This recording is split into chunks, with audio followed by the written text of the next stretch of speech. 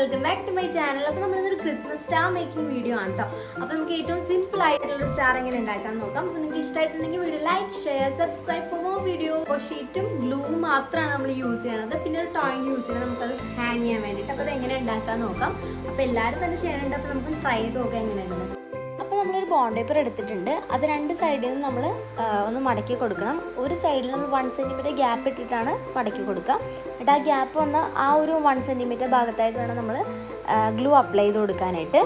അപ്പോൾ സിമ്പിളായിട്ട് നമുക്ക് ചെയ്തെടുക്കാം. അപ്പോൾ ഒരു കവറിൻ്റെ ഷേപ്പിൽ നമുക്ക് കിട്ടും. ഇതേപോലെ ഏകദേശം നമ്മൾ ഒരു 6 പീസാണ് ഇതേപോലെ ഉണ്ടാക്കിയെടുക്കേണ്ടത് കേട്ടോ.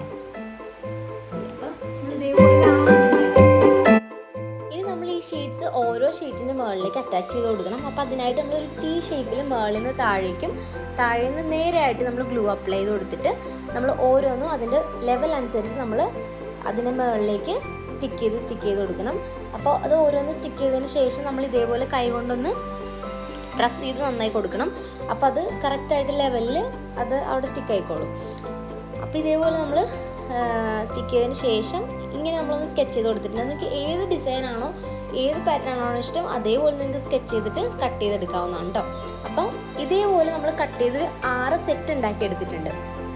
അപ്പോൾ അതായത് ഒരെണ്ണത്തിൽ 6 എണ്ണം വരുന്ന ഇത്രയും പീസസ് നമ്മൾ ഉണ്ടാക്കിയിട്ടുണ്ട്.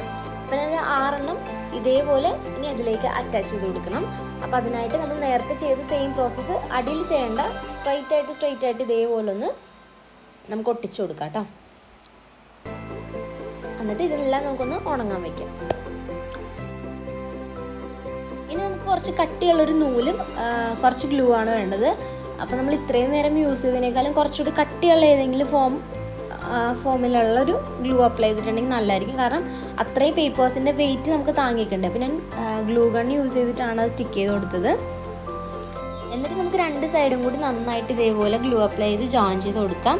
അപ്പോൾ അത്രയേ ഉള്ളൂ. സിമ്പിളായിട്ട് നമുക്ക് ഉണ്ടാക്കിയെടുക്കാൻ പറ്റുന്നൊരു സ്റ്റാറാണ്. നിങ്ങൾക്ക് ഇഷ്ടമായിട്ടുണ്ടെങ്കിൽ എന്തായാലും ട്രൈ ചെയ്ത് നോക്കണം.